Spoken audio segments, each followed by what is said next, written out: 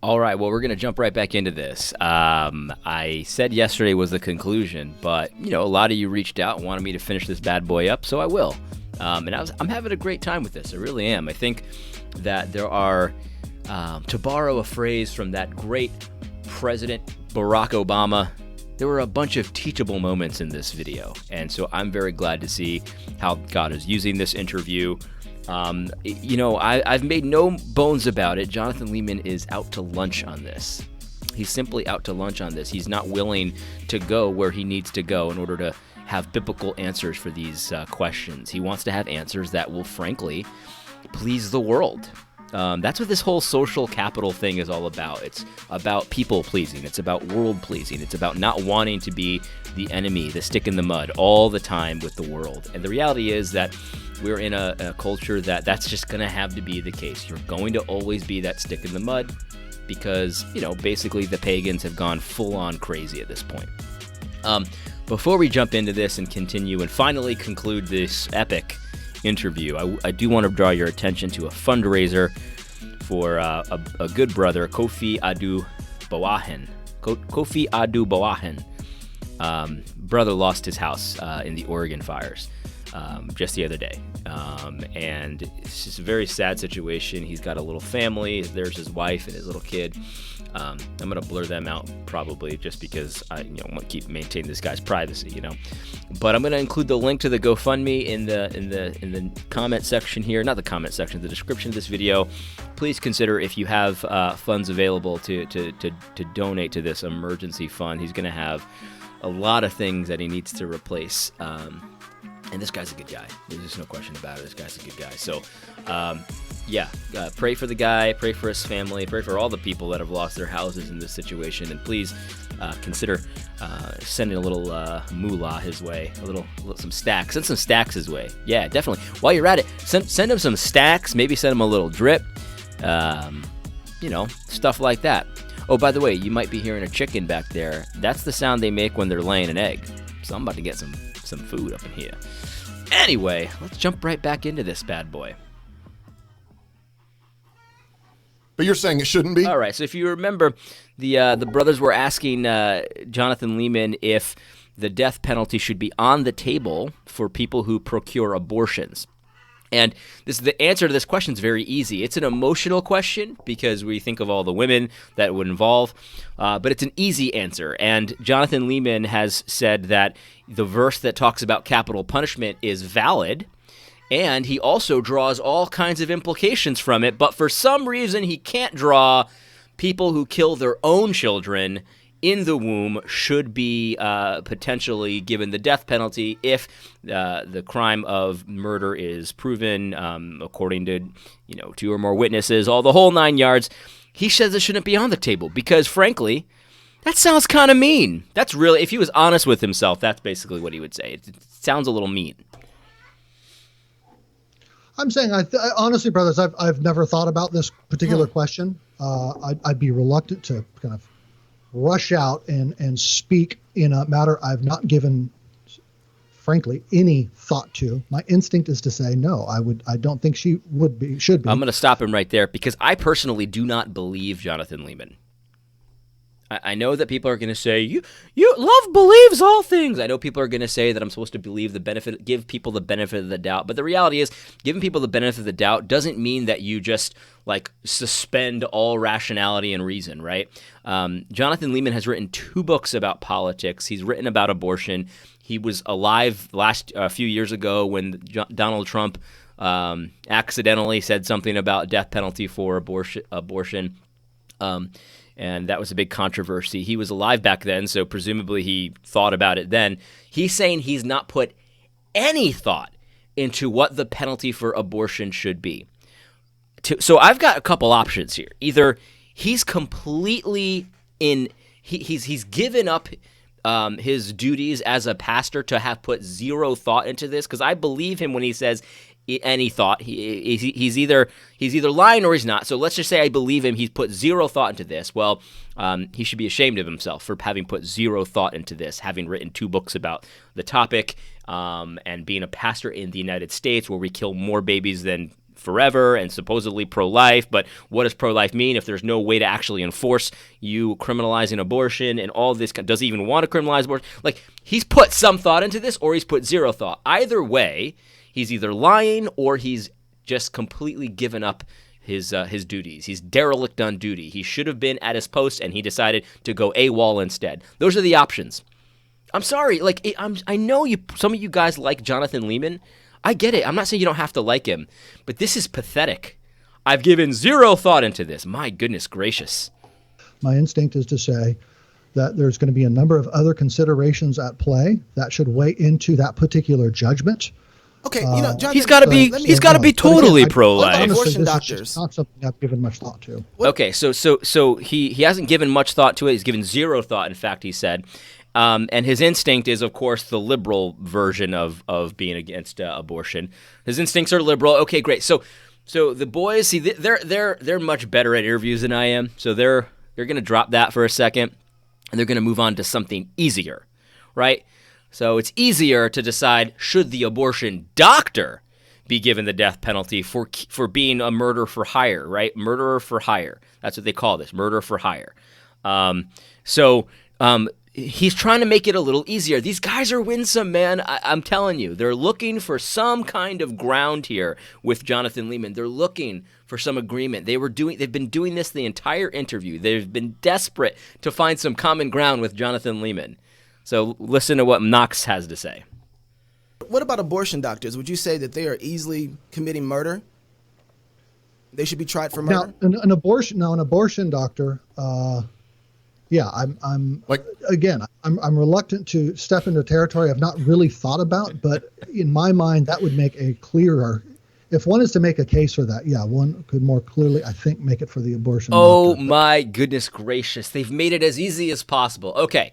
So the poor woman, victim, a woman, kind of thing. You're a white knight. We get it, Jonathan. Okay. I'm not going to push you there anymore, but what about the guy who's actually doing it? Like, the guy who kind of like halfway pulls out the baby and then slices the neck off, or the guy who injects the burning fluid, or the guy who that like, what about that guy? Like, what about the Kermit Gosnell, right? Like, that guy. Is that guy, I mean, they're trying to make it easy on him, and Jonathan is hemming and hawing and like, guys, do not listen to Jonathan Leeman about morality, about justice. He has no freaking clue what he's talking about. He can't even say that the guy who pulls the baby halfway out, chops his head off, decapitates him, that he can't even say that one deserves the death penalty.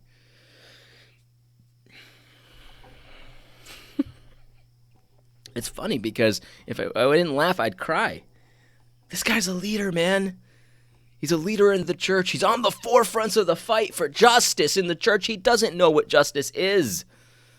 He's still hemming and hawing. They've made it as easy as they possibly could make it, and he still doesn't know. He can find the capital punishment verse, the right to cancel church, but he can't find the death penalty for people who kill babies. But genuinely, guys, you can keep pushing. You might find some inconsistencies in what I say. I've just not thought through this topic. It's not an inconsistency. It's a complete derelict of duty. It's just you face planted. It's not an inconsistency. It's a face plant, my friend.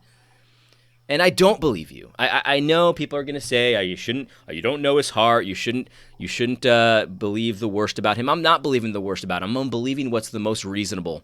He has thought about this. And he doesn't want to answer. That's why he's saying, if you guys keep pushing, but I'm not, like, he just doesn't want to answer. He doesn't want to have to answer this. This is a coward. Jonathan, I know you don't like me. It's okay. You are a coward. And there is a way out of cowardice. Okay? There's a way out. You don't have to be a coward like this. You know what I mean? Like, so much of a coward that, in my opinion, you're pretending like you've never thought about this to get a way out of answering it. Like, that's a very good strategy, because, like, I've never thought about some things, right? And if I don't want to answer a question that I've never that is like unpopular or something like that, and I've never thought of it, that's a good way out.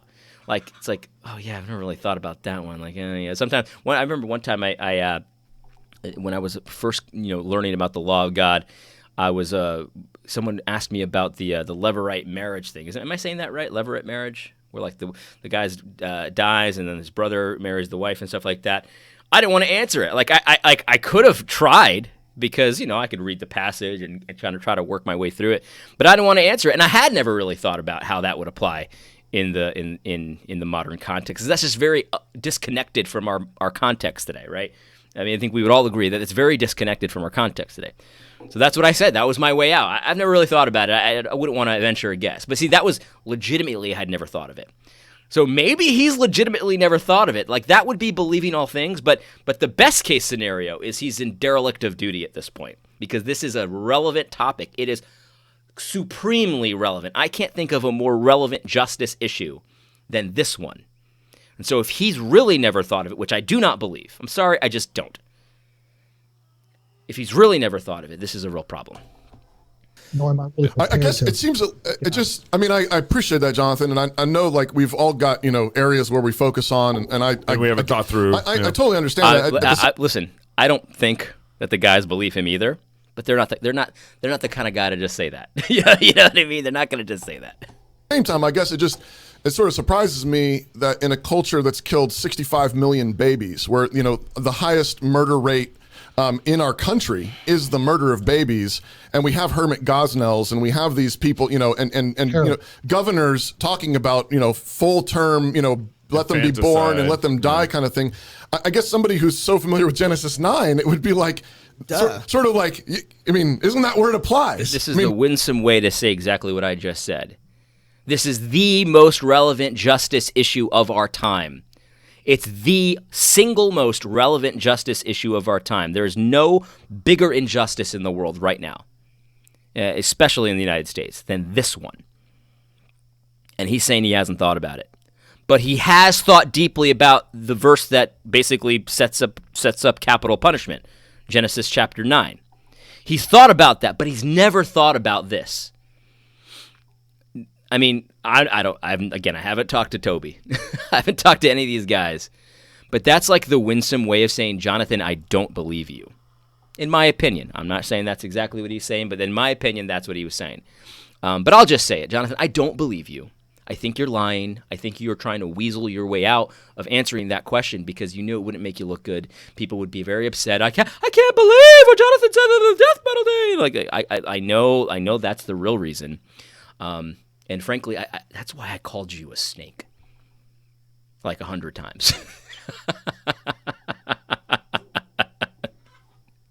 That's why I did it. I'm not sorry. I don't regret it. I will not take it back. And that's the reality. You're a snake and a coward. And I think this part of the interview proves it beyond any reasonable doubt. I think any reasonable person would know that you have actually thought about this. And also, likewise, any reasonable person that believes you haven't probably knows that you should have by now. But I await your article coming out. Now that you have thought about it, I certainly await your position paper on this one. The blood has been shed. Yeah, certainly that would be one, and probably crucial, maybe a determinative principle to bring to bear. I would just want to ask the question, are there other principles from Scripture that we would want to bring into this conversation? And I've just sitting here all by my lonesome at my desk. I've thought through the entire conversation and what other biblical principles we might bring to bear. Well, I think you brought up you can press me, brothers, you can press me on that one verse and say, doesn't this verse apply? And I'm going to say, yeah, it does, but there might be other. I'm not a expert on body language, but he's angry. He's angry. He sees starting to point at the camera. That's what you do when you're angry, And he's very animated here. By the way, here's something that I noticed yesterday. Is there not a strong physical resemblance between Jonathan Leeman and Michael Foster? There's a strong physical resemblance here. Look at this. They could be cousins or brothers or something. They really could. I don't know. Verses that apply too. I just have not been given the opportunity to think about it. If Michael Foster didn't have hair, I think that there'd be a very strong resemblance here. Which is interesting because Michael Foster is the opposite of a snake. So there you go. Maybe it's like Bizarro Michael. Jonathan Leeman is like Bizarro Michael Foster. You brought up a good distinction earlier, where I think we do disagree on how we apply the Old Testament now, and I guess. Well, I said the Old Covenant. The Old Covenant. Sure. Yeah, this is ridiculous. I made a tweet about this where he's like trying to make this distinction, and there is a technical distinction there. That's true, but this is like talking to a lawyer who's like picking apart your grammar. And I didn't say that. Like, you knew what he was saying. It's just you could see he's on the ropes. He's on the defensive. He's very upset, and so he's gonna lawyer Gabe to death here. It's just so pathetic. It really is. This is when someone starts doing this to you, you know there's really no debate there. You can't really. There's nothing to say. There's nothing to say. You should probably just cool it and then we'll talk later, kind of thing. I've done this. I lawyer people when I'm getting all frustrated. You know what I mean? There's just no question about it. Not an expert on this kind of thing, but that's what it certainly seems like to me. And look at me, still pointing. Creation covenant through Noah, I think, remains pertinent and relative to understanding the work of the government. Right. It's given to humanity in common. And so the basic principle that we're landing on is like God's law is good, even as you know, Jesus Christ died and rose again, and what that law looks like on the other side of the cross. We want to lean into and find our wisdom and principles in God's law because it's good.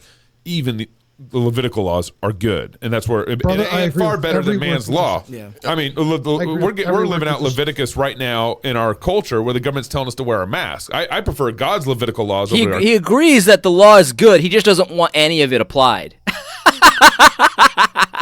But brother, I agree with you. The law is good, but just don't try to apply it. Don't try to apply it at all.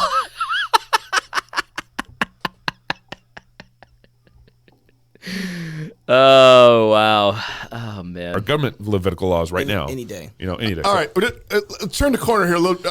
I know we're way over time being here. very gracious. Yeah, way over time. But seriously, okay, can I just say, I asked myself beforehand, what is it we're going to talk about in this thing? I wonder about. I did not anticipate capital punishment for abortion. That did not cross my mind. But you thought about Leviticus 18, sex with animals? You guys are winsome, man.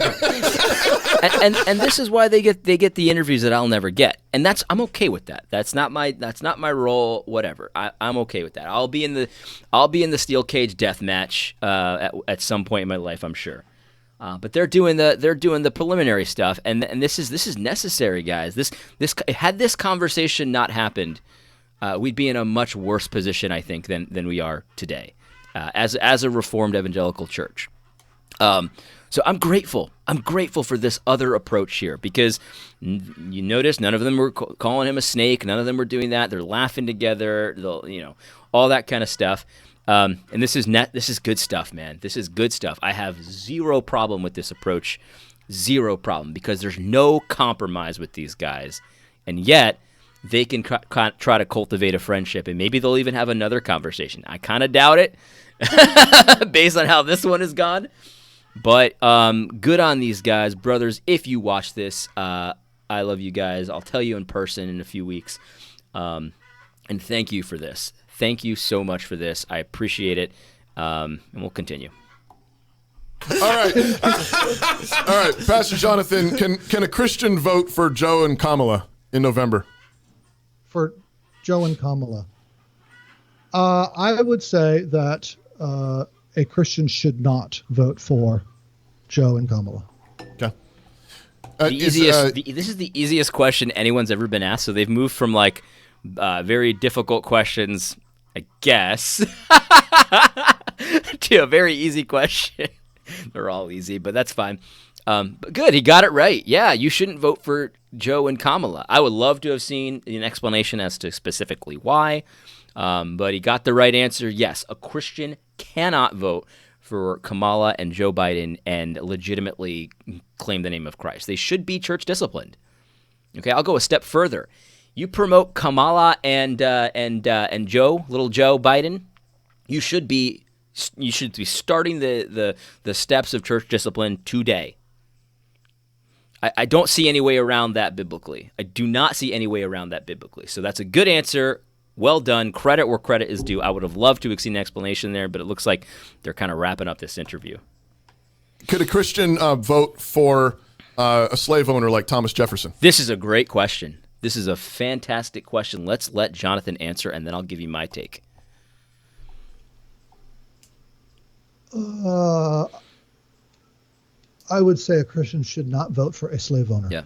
Oh, okay. This is seriously like pop quiz hour. This is awesome. This is awesome. I agree. And so should a Christian vote for a slave owner? And then he said, like Thomas Jefferson. Now, I don't know the specifics on Thomas Jefferson. I'm not a student of history in that way. And exactly what his role was, what kind of slaves he owned, how he treated them, how he got them, things like that. So there's nuance here, and I insist on nuance here. However, if it was a slave that was kidnapped from their home and sold and stuff like that, I actually agree with this. I would say today, if Donald Trump owned slaves, for example. A Christian shouldn't vote for a slaveholder. I agree with this.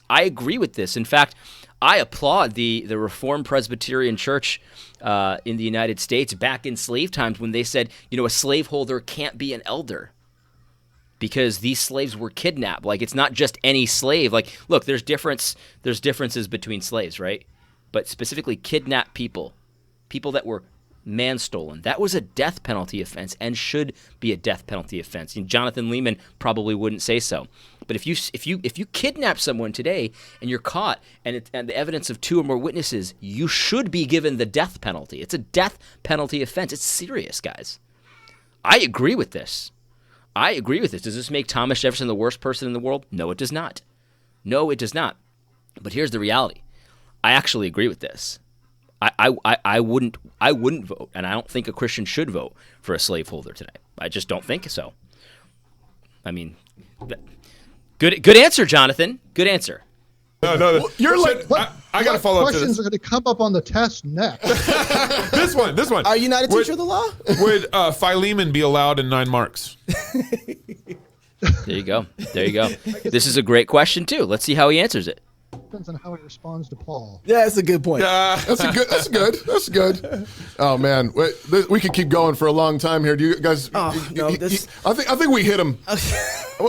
He's got to go get his Jonathan, kids. When you get some of these figured out and you're working through some of these, would you like to come back on and maybe talk about some of those a little more? Because I'd love to extend this conversation if you would like. Let me think about that. He hasn't thought about that one either. I wasn't prepared for that question, so I'm just going to need to ask myself which biblical principle.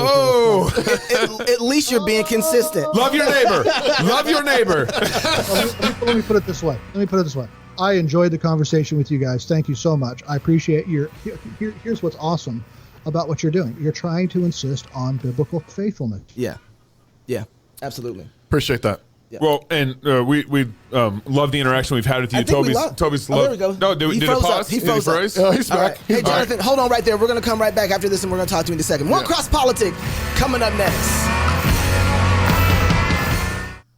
Hi. I don't think he ever comes back after that. I just looked. So he just bounced. I like classical conversations. My son just started classical conversations yesterday. He's pumped about it, and it was a great time. So good stuff here. Anyway, yeah, great interview.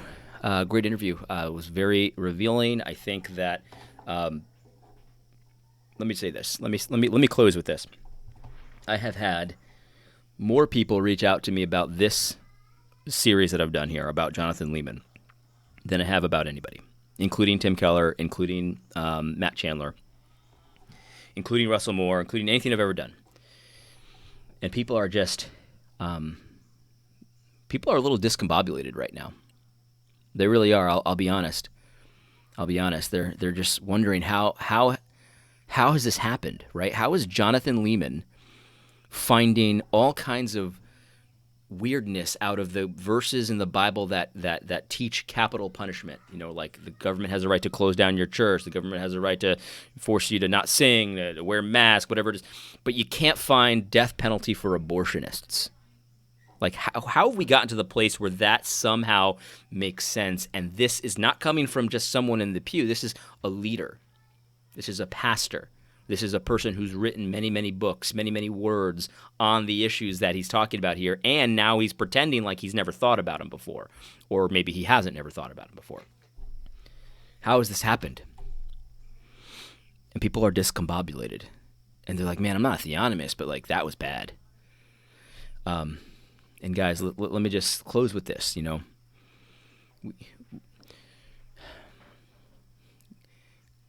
Christ's people hear his voice. And God speaks to us today. He's not silent.